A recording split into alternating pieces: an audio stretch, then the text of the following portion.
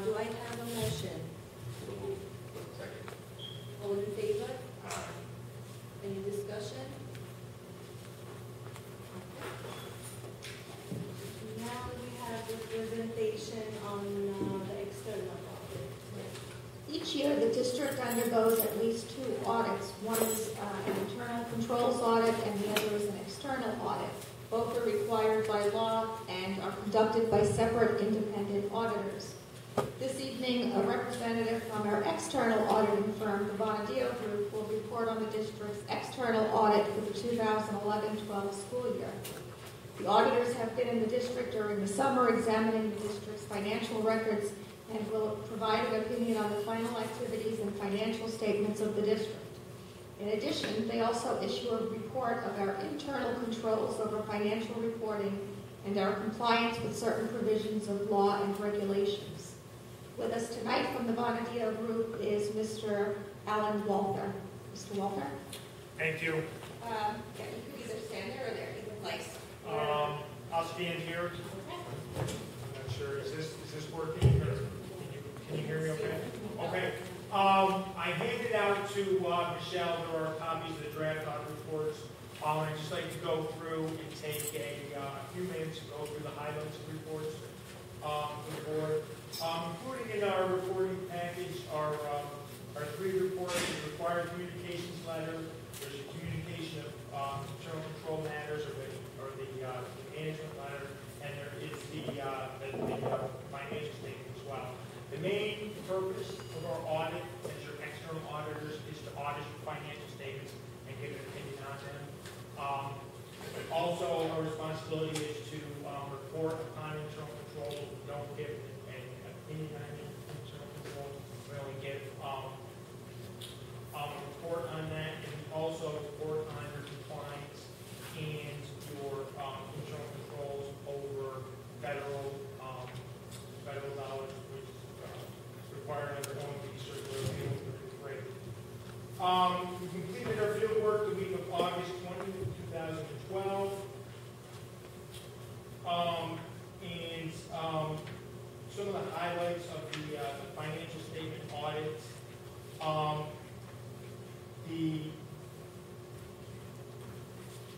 The opinion that we issued on the financial statements was an unqualified opinion. That's the highest level of assurance we can give on your financial statements. With regards to the internal control or financial reporting, there were no material weaknesses identified, and there were no significant deficiencies identified, and there was no instances of non-compliance with material financial statements.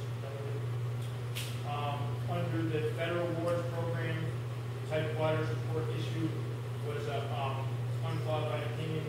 We had no internal control, or no material weaknesses over the internal control, no significant deficiencies, and there were no audit findings required to be reported in the course of the issue. So the overall results of our audit were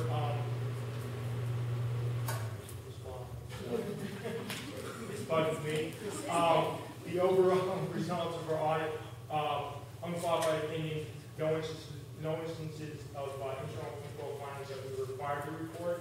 However, we did issue a management letter, and we had a couple of minor internal control findings, none of which was required to be reported. We had a comment regarding reconciliation of cash collateral amounts, collateralization being the amount of money that your bank is required to set aside to cover your deposits above your FDIC insurance. We just recommend you reconcile that each month, take a look at that. We also had a comment regarding your bank reconciliation process. Just the bank accounts are reconciled on a monthly basis. We're just recommending that they be formally documented as prepared and reviewed by someone. And then the final comment we had was that the district was required to report there's a new health insurance reporting requirement that's effective for 2012 to make sure that for the new IRS regulations that the district reports the employer's cost of health insurance premiums to them. With regards to the financial statements, said, we issued an unqualified opinion on your financial statements. I would recommend to the board to read pages 3 through 13 of the financial statements, which is the management discussion analysis, which gives, in layman's terms, good overall synopsis of what happened in the school district during the year, and also gives the budget versus the actual information. And just to give you a few highlights of the financial statements, and then I'll open it up to any questions or comments that you have. Your balance sheet, which is a snapshot of the school district's financial position as of June 30, 2012. The general fund, that's the fund to which the vast majority of the school district operations run, and that's the fund that is the only one that has formally adopted the budget. The highlights here: total assets, $14,959,000. Total liabilities, $3,202,000. Leaving a total fund balance of $11,757,000. Of that total fund balance, $7,709,000 was restricted. The vast majority of restricted balance became in tax surgeries for $5,991,000. There was $2,417,000 of assigned fund balance, of which $2.3 million was the amount that was designated for subsequent years' expenditures. That's the amount that you carried forward to 2013 to balance that budget. And you had an unassigned fund balance of $1,630,000, which is just about right at the 4% limit that New York State allows. That's the extent of my comments, unless there's any questions on the floor. I have a question. It always confused me. The unqualified opinion is a good thing. An It's not a unqualified bad thing. opinion is a good thing. Okay. Yes, that's auditor's speak. Okay. Yeah, Yeah, that's the usually- highest level of assurance we can get. Okay. So we're doing good with that, and it's basically a clean report. It is. You have a few suggestions that, we should take care of, but otherwise things look good to you. Yes, that is correct. Okay. Yes.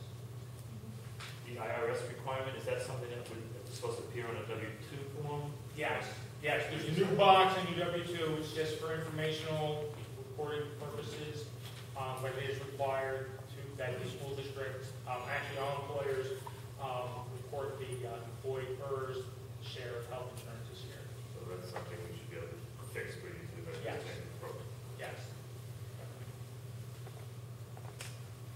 Anybody else? No? Any questions from the community about this report? No? Okay. Thank you very much. Thank you. Thank you. Thank you. Thank you. Okay. Do I have a motion to approve item 606, the audit report? So moved. Second. All in favor? Aye. Thank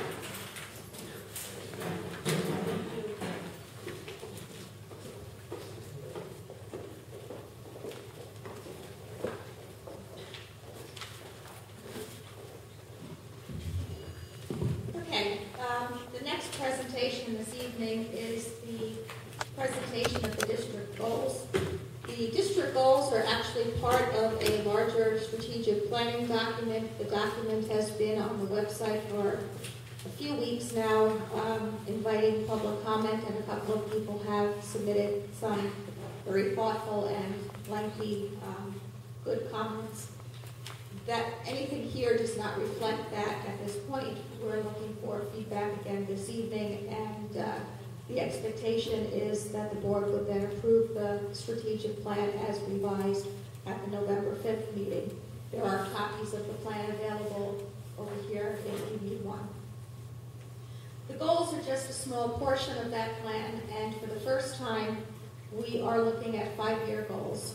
We've gotten to the point where we've taken care of a lot of the substrata of kind of getting us organized to do this, and we're there. I'm happy to report. The overall goal is that all goals will be met by 100% met by June 2017. some people will say, and myself included, you know, but 100% probably isn't totally realistic, but those who are experts in the field of strategic planning say you don't set a goal not to meet it.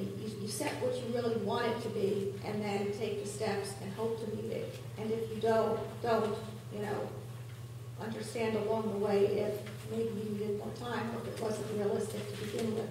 But it's essentially the vision that in 5 years these will be met.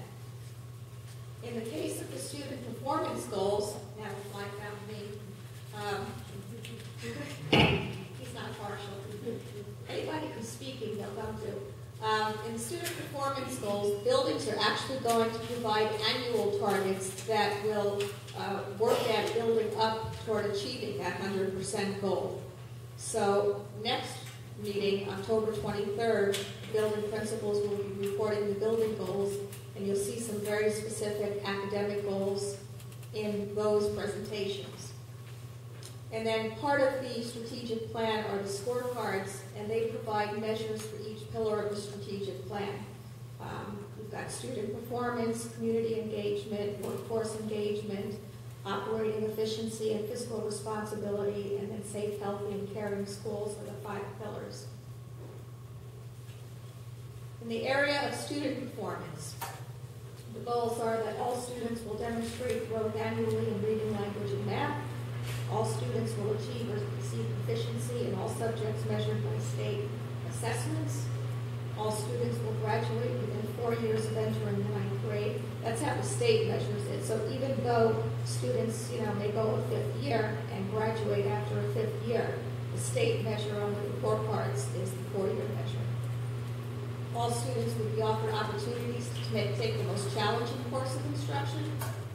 And this comes into play, for example, with the AP exams.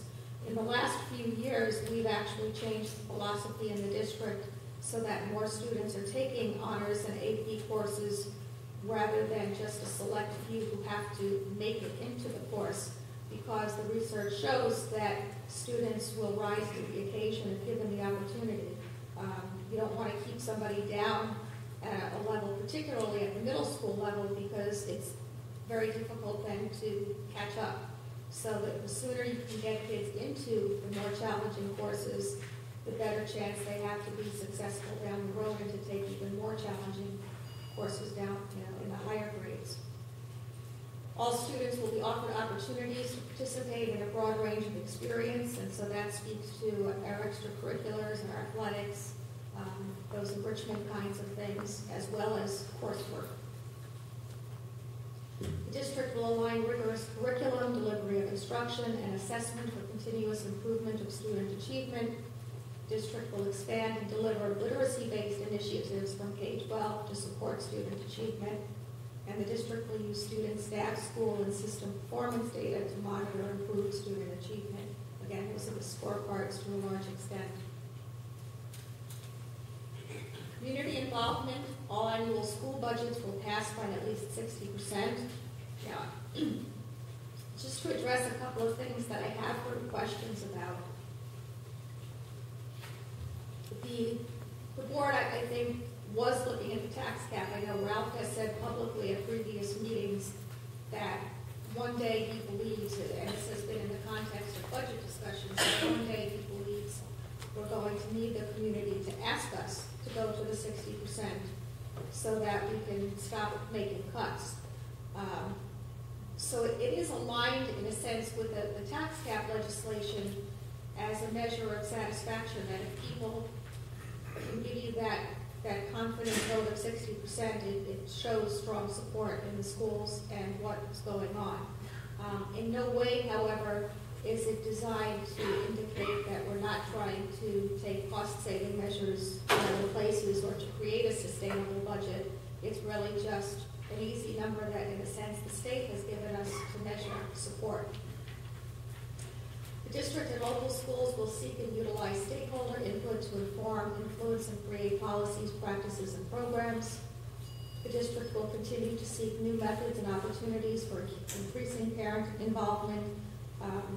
We just started some of that with a Facebook page, just sent out a letter today, and it's on the website. And the district will collaborate with all families to support student academic success and healthy development by providing regular opportunities to strengthen their knowledge and skills to do so effectively. So this is in line with like parent workshops and places where the district can offer advice to help support the educational program. Workforce engagement. All employees will work in an environment that promotes employee well-being, satisfaction, and positive morale. The district will encourage and support employees to take initiative and assume leadership roles. All employees will be provided with high-quality professional development opportunities to promote individual and organizational effectiveness. Operating efficiencies and cost effectiveness. The district will develop and deploy a long-range expenditure plan that incorporates technology, capital expenditures, personnel and benefits with emphasis on maximizing efficiencies while maintaining instructional programs. We expect, and it will be done this year, this plan will be ready before the end of the school year, and then it will be updated annually. The district will also develop and deploy a long-range financial plan to ensure adequate reserves in order to maintain the financial health of the district. Again, that will be done by the end of the year and then updated annually. The district will, in consideration of the sizable reductions already seen, continue to seek ways to reduce energy consumption and promote green schools. And when making all financial decisions, the district will consider operational efficiencies and cost savings. Safe, healthy, and caring schools. The district will provide all students and staff with a safe, healthy, and caring environment. The district will promote an inclusive environment that respects all students, staff, and families. Next steps, monitoring the progress via scorecards and academic audits. You might recall June 10th provided the baseline data for last year in 4 out of the 5 pillars. The student performance one we did not provide because we didn't have a lot of the testing results back yet, so you'll see that for the first time this fall. And then the buildings are meeting with their leadership teams, their site-based teams, to establish goals. And I apologize for not updating this, that this was when we were supposed to have a meeting on September 18th, and the storm postponed it. Originally, the principals were to present tonight on their building goals, but we pushed things back, and now it's October 23rd. And the building goals will support the district goals, and again, give you more specific targets academically. Questions? I have a few. Can you just explain who, other than obviously yourself, was involved in coming up with the district goals? The administrators meet, and that includes actually an extension into the director of facilities, the transportation coordinator, and the school lunch person, and our technology person, Brett. And then it's presented in various forms. It usually goes to the PTA. In the past, it went to advisory council. We presented at board meetings. It's put on the website. We ask for input there and do make changes as a result of input that's received. Of course, the board also gets a look at it and has a chance to provide input before this evening. And you had mentioned a consultant. I remember when ASQ yeah, consultant. We have worked with ASQ, American Society for Quality. This is an organization that is aligned with the National Baldrige Program and does all of their training for Baldrige and things like that. This person has been working with us for a few years, and she's worked with the building teams most recently at helping them to work together to establish goals, monitor goals, and evaluate goals. I made a call to her just on the side, because having the relationship with her, she also will take phone calls and kind of provide some free advice, and asked her to take a look at the strategic plan and give us, an idea of if we were headed in the right direction, and she was actually very pleased. One thing that I just noticed as I was looking at the scorecard, under student performance, I see for the data sources, there's the maps,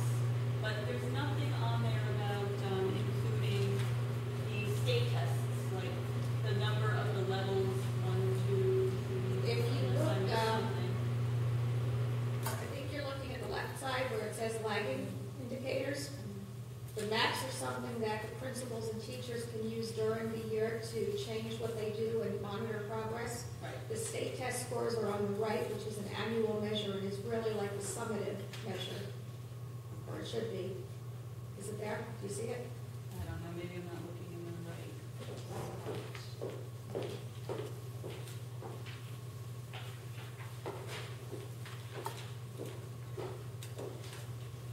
I mean, it could be in here. Backwards. Oh, state Leading testing, is, okay, yes. Okay. Leading is one that's progress, and then lagging is one, I don't know why they call it Right, that yeah, it's exactly, kind of but hard to follow. it's like a summative thing. Okay. And that will include like the numbers of the students at level Yes. 1, 2, 3, 4, and so forth. Well, we normally do it from the perspective of what we want it to be, so normally it would be the 3s or 4s. Okay. I mean, that will be shown in the fall, right? We'll see kind of some of those Yes. numbers.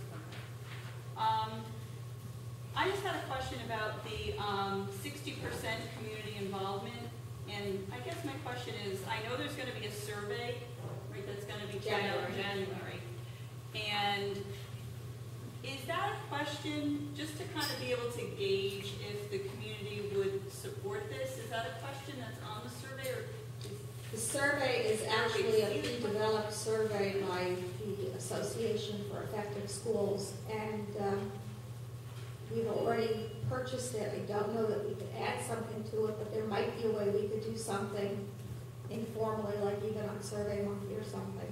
Yeah, because I actually looked, I know, over this, I think it was over the summer, Kingston had done a survey before they ended up closing their schools in order to gauge community support, and that was one of the questions that they asked was, would you be willing to support, a 60%? We're not locked into that being the only survey. At any time, if you wanted to do a quicker kind of survey with some very targeted questions, we Is could. there a way to see that? Sure. The survey, like the questions on Sure. the survey, I could be able to see that. I'll put them on board docs. Okay.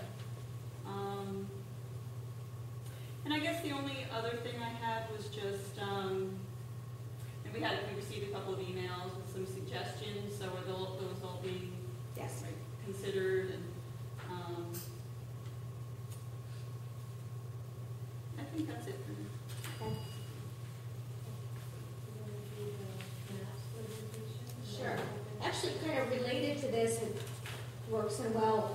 Jill is going to now talk about the new testing that many of you, I'm sure, have heard about from your children already, the MAPS, testing. And just to give you a little background, and Jill will give you certainly more specifics, the MAPS testing is something that we put into place because it is a requirement of the state that we have some way of showing growth of students from the beginning of the year to the end of the year. And the reason for that is all aligned with the teacher APPR. It's a required piece of information that we have to use in teachers' evaluations beginning this school year. I would say, however, that while on one level, quite honestly, as a human being and educator, it troubles me that we are testing students more. The good thing about MAPS is that, as Jill may be able to point out a little bit tonight, the data that we get from it is so specific that I truly believe in seeing this test itself and how it gives us the results. We can help every single student, and we can help every teacher to individualize for every single student, because it gets so specific that you can give exactly what skills the students need supported in order to do better in that subject area. And so, if you forget for a minute that we're required to, and regardless, there's no choice, but we have to give this and look at it from a positive perspective, it really is for once a tool that we can use to help students, unlike something like the state exam that's given once and then it's given again the next year, and the results don't necessarily mean much because they change the test each year, or they change the scoring rubric, or, it's not something that we can compare from year to year and use it any way to help kids, because by the time you get the results, you have a different set of kids. So Jill is going to talk more tonight about MAPS and what it is, why we use it, how we use it, and how it impacts kids, and how all of the new requirements impact kids.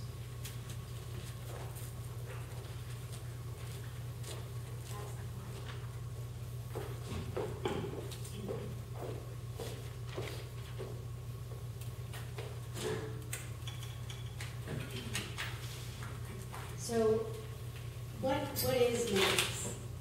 MAPS, it's a computerized, self-adjusting exam that provides an accurate evaluation of the student's ability to accurately measures what they know and what they need to know. It goes from an ELA, it goes from kindergarten through the 12th grade as it does in math. In science, we're using it in 6th through 12th grade. So we have reading, language, math, and science. We're going to administer it 3 times a year. We're in the process of administering it right now in the district. The test yields something called a RIT score. Essentially, a RIT score are a series of numbers that have the same amount of space between them. So it's a unit that is devised for this test, and it's not translatable to a standardized score or anything like that. It's the score that's used for this test. It's equal intervals, and it is much like a yardstick. In one of the presentations that they give, they show how you measure your child's growth by inches, and so this is the equivalent of the inches. We needed a standardized way to measure the student growth. We have the New York State testing system, as Dr. Powell indicated, that for years it's given us a summative evaluation. Over the course of the history of the state tests, they've changed it every 5 to 6 years, so we lose longitudinal data because they're using a different construct. And in addition, with the new governor's law and the commissioner's regulations, we have to, in addition to state exams, where there aren't state exams, we need to have a standardized way to measure growth. We formed a committee of teachers and determined that it would be unfair if we were going to use locally developed exams, even if they were regionally developed, to measure students in non-regions or non-4th through 8th grade testing compared to the state testing, which is standardized. So we wanted to find a standardized test. And there are several approved, they're called third-party tests on the state website. And we chose not to go with a profit-making corporation. Rather, we went with the Northwest Educational Association, which is a research organization who has been doing this testing for many years. And in addition to that, we decided to go with Capital Region BOCES, who's been facilitating this in their districts for over 7 years. So we have a lot of history behind us. So as I said, we had a committee. It's one of the state-approved measures. It's the only product that's not for profit. They have tremendous data pool. It's aligned with the New York State Common Core Standards, and Capital Region BOCES has supported it. The test is administered in computer labs with trained proctors over the course of several weeks. It could be done all at once if we had one computer per child. The data is available within 48 hours. So if Mrs. Jones' class goes in and takes the reading portion on Monday morning, then by Wednesday she has access to that. So we don't have to wait for all 3 of the tests to be completed, or in some cases all 4. We can get that information right away. I'm going to show you what that information looks like. Specific curriculum skill information is given to move students along the learning continuum. So, I'm going to move over to the computer. One of the things I want to direct you to is NWEA.org's website. For parents and board members and the world is filled with information that you don't need a login or anything to get. And if you look on the right-hand side, it has information for state district decision makers, legislators, policymakers, teachers and administrators, and students and parents. Well, if you're not an administrator, you can still get the information for administrators. That's all open. On the students and parents, there is this can be downloaded and printed out. It's about a 6-page parent guide, or you can read it online. And any question you have about how the RIT score is, designed, or what your schools are doing, or what their recommendations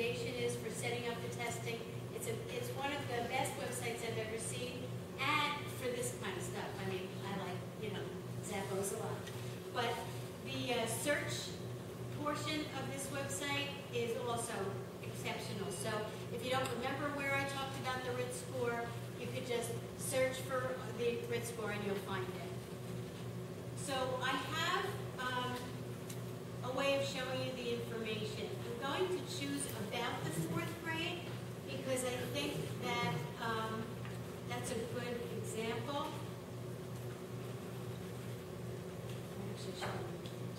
That's a good example of all. So if you will just bear with me for this, because otherwise, the reason I can't show you our data is because it has children's names and teachers' names. Okay, so this is a sandbox for us to look at, and I'm going to go here.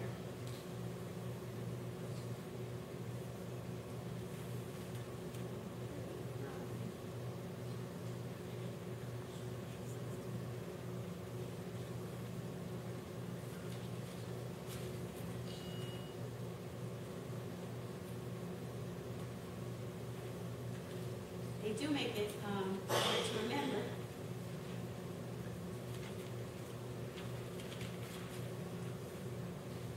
Okay, so what we get is each teacher gets access to their own children. But if the ed teacher or a librarian or the art teacher, people who work with all students across the building will have access to all of the students. But your classroom teacher, this would be an example of any of the tests that are from grade 4 and up. Would look like this.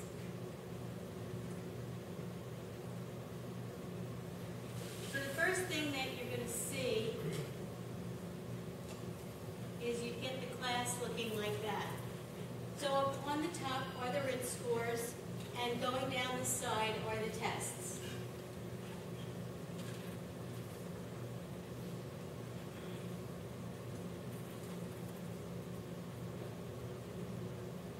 In mathematics, for all of the tests going up from the 3rd grade, you have algebraic methods, computation, data, analysis and probability, geometric concepts, measurement, and number sets. So a teacher looks at this chart now and says, in mathematics, I have kids in the middle, but I have some outliers. So I need to know what those kids in the middle, what does this mean? And what do these outside folks mean? So I would take a cell like this that is packed at the lower end, and I would click on it as the teacher, and it'll take me to what's called a Descartes report. And it refreshes my mind about where the student is overall and what the range is that they're in. And then this is what everybody who worked with me on that committee was most wowed by. So then what you get are these 3 columns.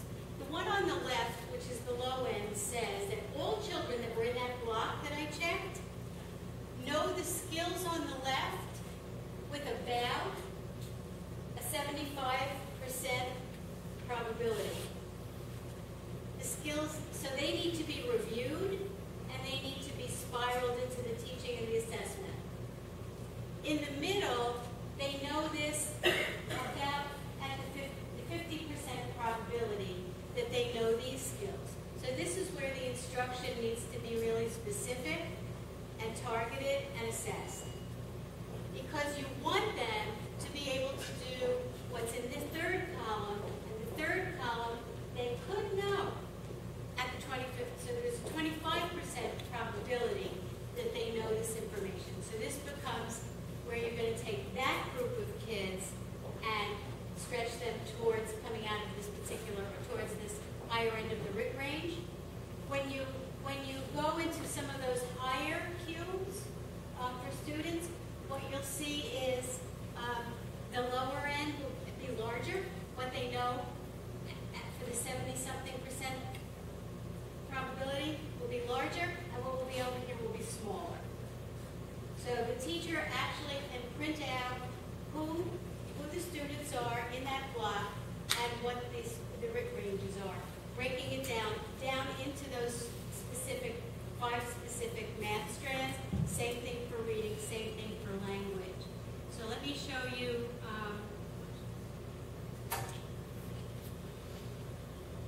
just what reading would look like, so we get an idea.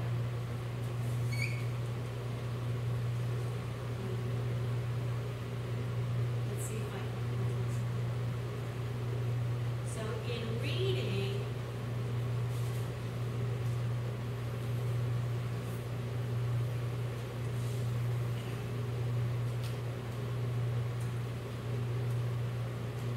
there are a few in this. So on this level, which is 6th grade and above, it's applied thinking skills to reading, locating, selecting information, reading and recognizing literature, and reading a variety of material. So now this looks like this class is better at applying thinking skills to read overall than they are in locating and selecting and using information. That skill, by the way, in the Common Core is key to all subject areas because all subject areas are responsible for teaching reading for information and locating information. So skipping over to the teacher evaluation legislation, many of our teachers in their goal setting, part of the APPR that was discussed earlier, so science teachers and social studies teachers, for example, are including that particular subset in their goal setting for their growth in their classrooms. So this is giving us real, actual written numbers to talk about growth. Okay, so does that give you enough of a picture of what, just a peek into what the information looks like? Yeah? So the lower numbers are the numbers that the kids are most likely they No, the numbers on the left are the 3. I'm looking at the scores.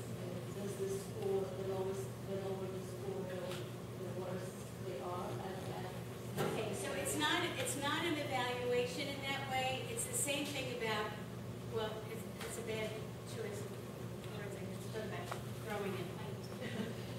But we all have height. What this test does is it doesn't say a 2nd grader should or a 4th grader should. It says this is where these kids are. Now they have years of experience internationally collecting data. So the RIT range isn't all that big. It's like from 100 to 300 or something, K-12. So you don't move all that much. So the idea is if we put you in that box, then this is what you know and this is what you don't know. Because the truth is, in the classroom, that's what the teachers do. They know what you know, they know what they need to know, and they know where they need to get them. Now, what this does is because they do that so much with information, this drills down for them and reminds them that you can't deal with that information without these skills. So this doesn't say that you're going to read Romeo and Juliet in the 5th grade, but what it does say that I'm going to be able to classify a story as fiction. And the left-hand one that you were talking about, for the kids that were in that box that got me to this list, those kids at over 70% probability know that. So they're saying, remember, this is weak. They just know it. You need to reinforce it. You might even want to do a quiz, just to get a classroom base of that. But there's only 50% probability they know what's in the middle. So this needs to have direct instruction. You need to do this direct instruction before you go here. And the goal would be to get everybody to this. You want them to be able to move. But just to give you an idea of the norms that are supposed to be on the side of this, a kindergarten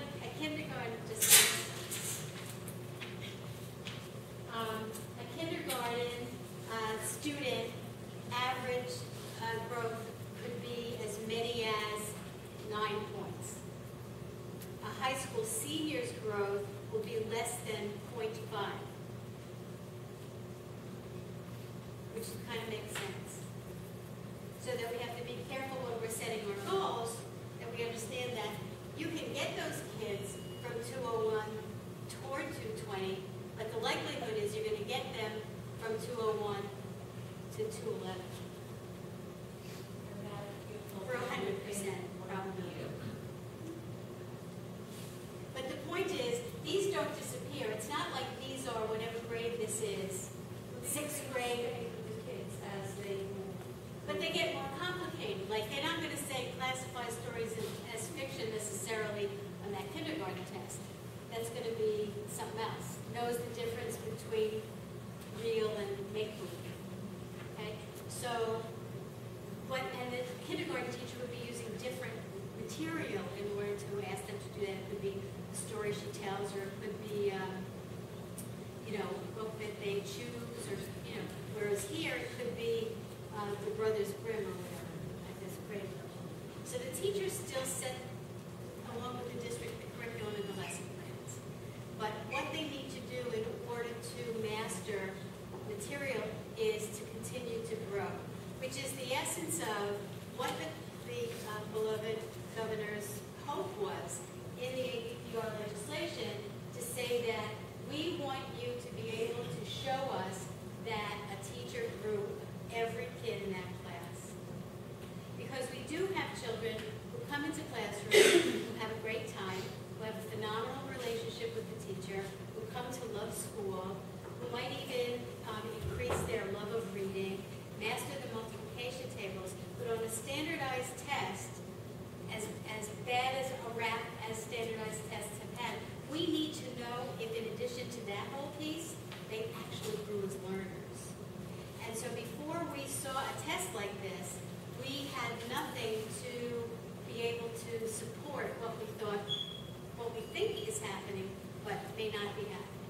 We'll also be able to tell, for example, if the teacher is under the impression that they're teaching comprehension, and that the kid's growing in comprehension, it could be that the kid is growing in decoding, or growing in understanding a plot, which is not the same thing. This will tell us exactly what we're growing them in. And teachers will begin to see what is coming naturally to them and their kids, and what they need to focus on in a more targeted, specific way. So, for example, explains how the author introduces character in literary text is a real specific skill. And so as we do this across the board, and as this drives the skill, this kind of supports the whole district. So a child that goes through the district continues on this kind of a continuum to grow and develop their skills. So then in concert with this, there should be growth on the, we should see the district increase in what Lois was talking about earlier. So the number of students attaining 3 and 4. We now have the itsy bitsy baby steps in our hands. So it doesn't matter truly whether somebody is new or is a half-year sub or is a brand new teacher or a very experienced teacher, because that has to do with the richness of the lesson planning and the application. But push comes to shove, this is the bones of what they need to know and be able to do.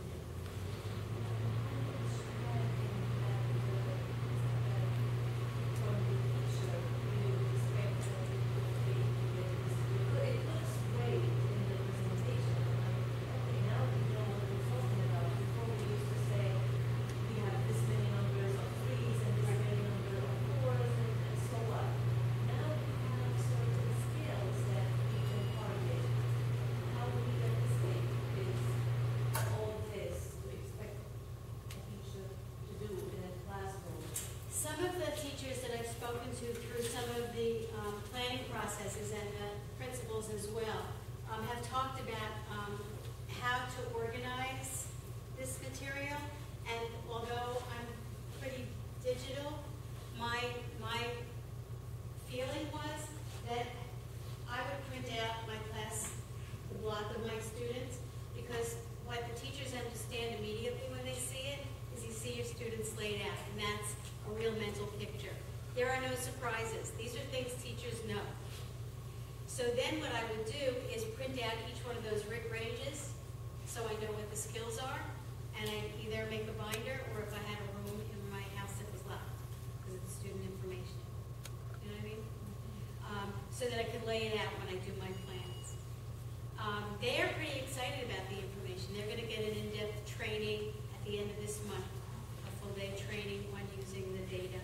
But there are many teachers who are already, they have their logins and they're going in and they're taking a look to see what, what it gives to them. So the flip side of this is the question about how does this impact kids and what's the impact on kids. And I did a fair amount of research on this, and there are two, obviously, because it seems to be what there is lately for everything, two really different feelings about testing, particularly standardized testing for kids. One camp says that it is a spot in time and that it's not fair because if in that hour of that day, that's what the kid is feeling like and doing, and it's not fair. So the not fair part of that doesn't play out in this particular method of using standardized testing because, first of all, the pool of students being tested is so huge that it doesn't matter because if I'm a second grader that wasn't feeling well that day, there are thousands of second graders who aren't feeling well that day. So it gets mixed into the pool of data and it kind of does neutralize itself. Number two is we're not placing children based on this information, but we're individualizing, as Dr. Powell said, and we are targeting them with specific skills to help improve them. So the goal is to watch it. This year we'll see 3 data points. Next year, the teacher looks at that same student. When they test in September, they'll have 4 data points because they'll be able to look back at last year and see their growth. So the unfairness story about standardized testing is, as far as I'm concerned, more true about the state testing than it is about this testing. And that's why it's important to have a lot of different data sources when you're making decisions for kids. The other thing is that the pressure that it puts on kids rests in the hands of the teachers, the administrators, and certainly the parents. And that is we need to be knowledgeable about the value of this. I visited a school, several of us actually went to the school, where on the elementary level, on the day that the testing information came out, students walk out of school holding where they stand in their ranges, talking to each other about their goal setting and what they're choosing to improve. Because if you have a list like that, maybe you want to target, have a child target 3 to 5 goals for themselves. So if it's used properly, then it's a lot of information and it can be helpful. If we're walking around wringing our hands, the kids are going to be impacted as well.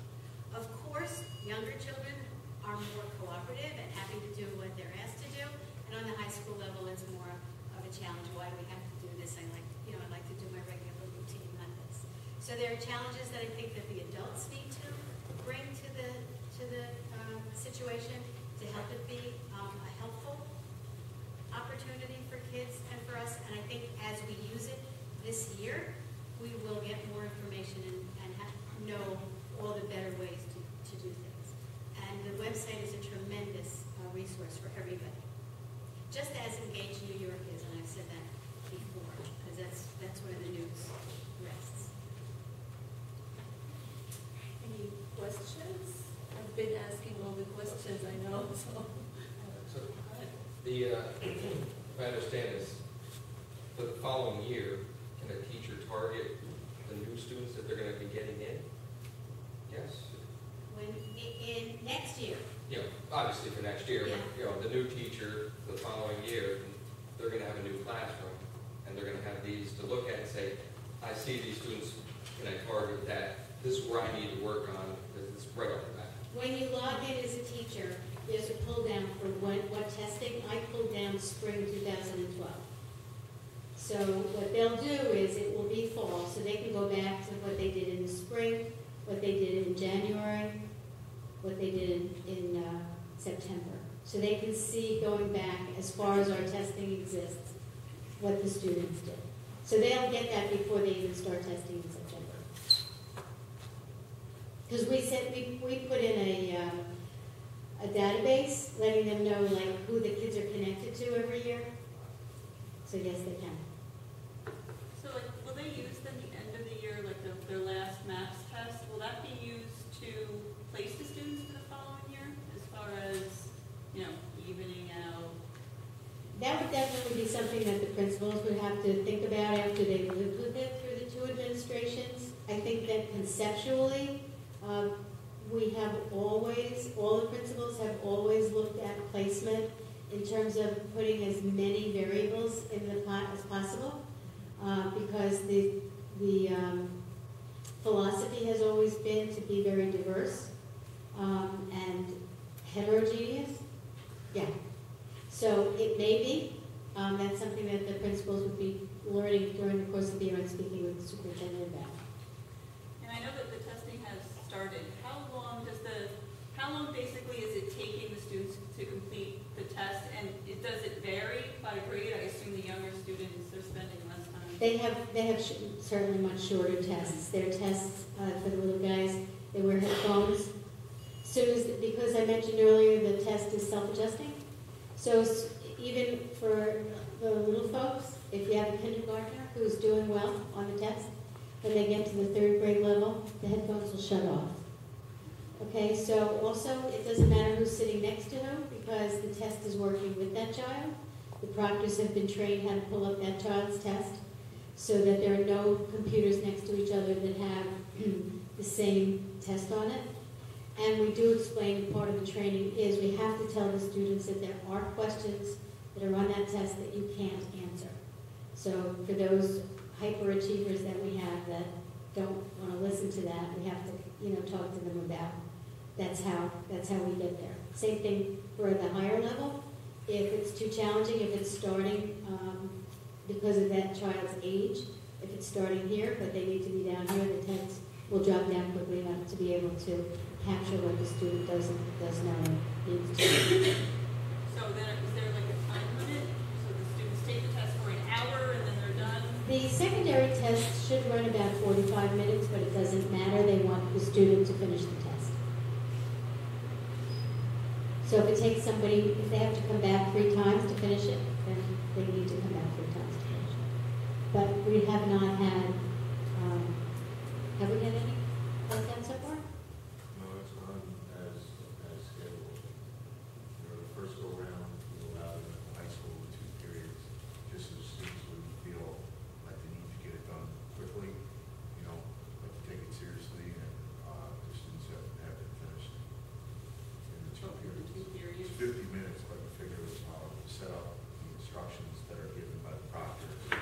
She can't do it just in 1 period. We wanted everybody to give it their best effort, so we scheduled 2 periods per test. So far, we've gotten through math, is what we did today. We had the reading last week, the literacy piece that's coming on. So that's 100 minutes? The amount of time out, well, you figure the reading are at the high school now, they're 2 50-minute blocks. Math is a 50-minute block. Science for 9th and 10th grade, and we'll have that in 11th and 12th grade, is a 50-minute block. So right now it's 2 periods for each of those. So what about do we have any ideas for the elementary, like The teen reading kids? or The little ones? yeah. They're about 15 or 20 minutes long Oh, that's it, 15 or for 20? each, for reading, language, and Oh, so each separate Test. subject. Oh, it's a separate test for each. reading, language. Oh, I thought it was mixed. It was a separate test for each.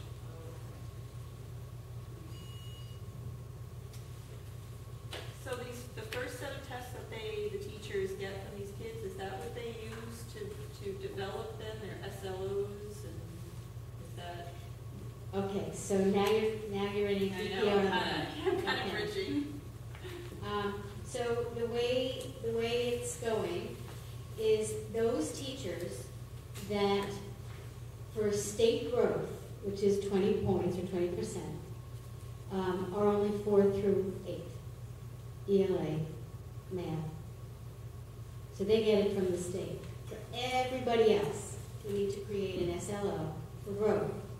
So that's the other that's what I was referring to earlier, in that we thought, how fair is it that this group of people have to be given a number spit out by the state, and this group of people is getting like a homegrown, even if it was, somewhat group-made test. So everyone agreed to, for the basics, which is where the state's focused right now, which is math and ELA, at the very least we would do a standardized, recognized, well-researched, and with history test. So once the teachers get their results in ELA, K-12, and math, that will help inform them for their state growth SLO. In the other subjects, as I made reference to earlier, so for example, in social studies, where they may do a regionally developed test, or we could buy a third-party test. We're taking the year to look at that to see what we're going to do. But for the local 20, we can use part of the MAPS test. So for example, it is possible that in second grade, the principal will work with her second grade teachers and his second grade teachers, because they will agree across buildings this year, because they're in both buildings. So for the state growth, they'll use the whole test. So whatever the RIT range is, or what the RIT score is for the kids in reading, language, and math, that will be averaged and weighted and be the state growth. For the local, you can't use the same test in the same way. So what they may do, for example, is take out of the reading portion, let's say comprehension, because that's important for the second grade. And for the math portion, number sets, because if you don't leave second grade understanding that this is 1, then that's a problem. So if that's what they decide, then they're still using the NWEA test, in whole for the growth, and in part for the local. So yes, it's very important to know the results of the first test, because that's how a teacher will know how to set their goal for their SLO with their principal. The following year, we could do it a little bit earlier because we have the previous year's results. So that's depends upon what everybody decides after we work through it. I personally would rather see September. And the reason for that is because of the summer. Is there any way you could give an example of what an SLO looks like? What does it say? I could, but it's another presentation. Is it a complicated thing for each child? No, it's for each teacher. An SLO means a student learning objective, along with many other letters that have come out from the state, she's saying with 2 cameras on her, aren't really helpful in terms of whatever they named it. I mean, a slope. So an SLO really is a target that the teacher sets. There's 3 ways to do it. It has to be a district decision because it would be very, very messy for a principal to have to manage different systems for different teachers. So we chose one system. So it was, one is you can do it by child. And that's insane, and I would venture a bet that those districts that may have chosen that as an option will not choose it when they renew their PPR. The other is that you do your entire class. So for example, if I were a 7th grade social studies teacher, for growth, my SLO in this building will be a test that was developed by a BOCES, a regional group. It was tested for comparability, validity, alignment to the Common Core, and a couple of other things, rigor. And then, and so they would use that for their growth. So they would say 85% of my students will reach an 80 on that exam. Following that concept for the local, they may say, 85% of my students will grow 4 written points on the reading for information subtest of the maps. Now, what a teacher has to do then, however, is submit, after they negotiate that with their principal, they would have, if I was that social studies teacher, I would go to my principal with my kids' baseline, because you have to give a pretest. So there would have to be some pretest based on the social studies standards for the growth piece, and the subtest that I'm choosing from the NWEA, let's say it's reading for information, and present that, and attach it to the SLO document. And then what I would have to do is, I would certainly do it in January to check in with those new test results just to see how I'm doing. But in June, when we're doing my evaluation, or the following September, depending upon when we get the information back, I would have to put in the students' scores, so that the principal is responsible for determining that they made their goal by saying that 85% of their students scored.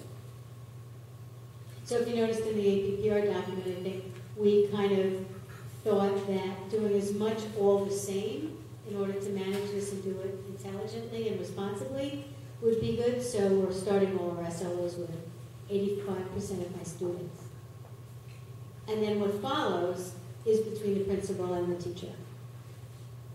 So you may say 85% of your students are going to reach an 85, and I may say 85% of my students are going to reach a 95. If there are other reasons or mitigating circumstances that you and the principal know, that should be fine.